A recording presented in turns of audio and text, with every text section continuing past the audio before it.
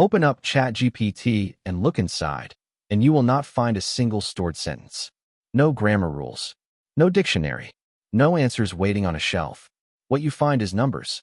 Hundreds of billions of them, called weights. Every answer you have ever gotten from an AI was produced by multiplying those numbers and adding them up. That is the entire machine, multiplication and addition, on a staggering scale. This is a neural network, and by the end of this video you will know exactly what that means, because we are going to build one from the ground up. Not with code, and not with heavy math. Just with dials and arrows you can check with your own eyes. The whole tower rests on one tiny unit doing one tiny job. So that is where we start, one artificial neuron. An artificial neuron takes a few input numbers and turns them into one output number. Say it gets 3 inputs. They might describe a tiny patch of an image or 3 facts about a house, size, age, distance from the city. Each input flows through its own dial, called a weight. The dial multiplies the input. Turned up high, that input matters a lot. Near 0, it barely counts. Turned negative, it counts against the total. Then the neuron adds the 3 products together into a single sum. There is one more small touch. It adds a fixed number of its own, called the bias, which shifts the sum up or down and sets how easily this neuron turns on. And that is honestly most of it. Multiply each input by its weight. Add everything up, add the bias. A pocket calculator can do this. Which raises an obvious question. How can something this simple be worth building anything from? Alone, it cannot. It needs a bend. After the sum comes one more step. The result passes through a simple gate. The most common gate keeps positive numbers exactly as they are and flattens every negative number to 0. Plot the neuron's response, and you see what that buys. Without the gate, the output is a straight line. Double the input, double the output, forever. With the gate, the response curve has a bend in it. It stays flat, and then it turns on. Why is one small bend worth so much? Because straight lines stacked on straight lines still make a straight line. If neurons only multiplied and added, you could pile up 100 layers, and the whole tower would collapse into one layer, doing one big multiply and add. The bend breaks that collapse. It is the ingredient that lets stacked layers build curves, corners, and boundaries that no single line could ever draw. Hold on to that, because a single neuron, even with its bend, is still surprisingly weak. Here is what one neuron can really do. Give it 2 inputs, and it becomes a judge over a flat map. Every point on the map gets a score, and the boundary between high scores and low scores is always a straight line. For some jobs, that is plenty. 2 clouds of points, one group up here, one group down there. A straight line slides right between them. Done. But now arrange the same dots as a spiral, one arm of orange points curling around one arm of blue points. Try any straight line you like. Every single one cuts through both colors. This is not bad luck. No straight line can separate a spiral, and one neuron has nothing else to offer. That matters, because real problems, like telling a cat from a dog in a photo, look far more like the spiral than like the 2 clouds. So we stop asking one neuron to be clever, and we hire a team. A layer is a row of neurons all reading the same inputs at the same time, each with its own set of dials. Same data, different weights. So each neuron ends up caring about something different. Feed a small image into a layer, and one neuron might turn on for a vertical edge because its dials are tuned to bright pixels on the left and dark pixels on the right.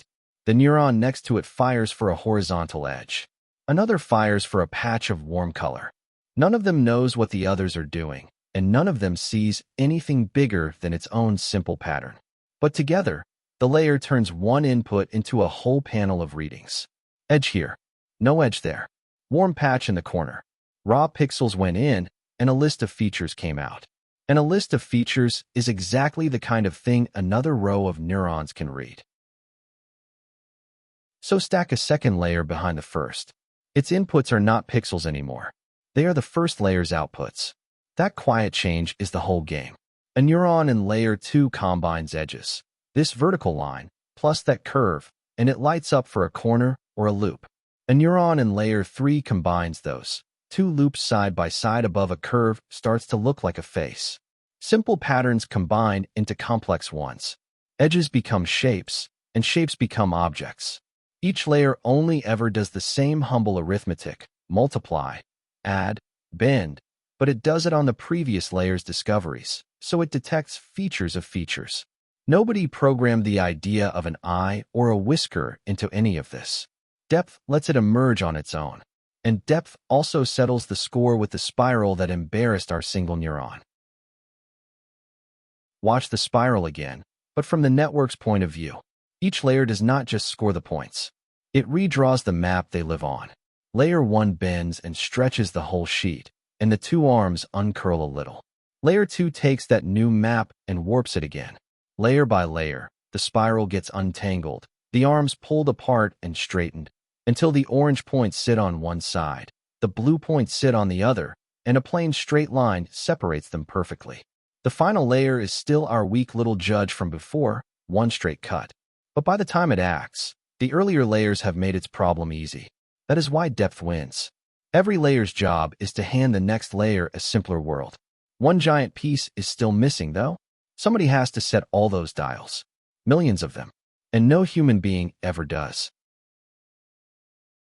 Every weight in a fresh network starts as a random number, so its first guesses are garbage. Training fixes that, and the recipe is short. Show the network an example whose answer you already know. Let it guess. Measure exactly how wrong the guess was. That one number is the error. Then, for every dial in the network, work out which direction of turn would shrink the error, nudge the dial a tiny step that way, and go again. Picture the wrongness as a landscape. Every possible setting of the dials is a spot on that terrain, and the height of the ground is the error.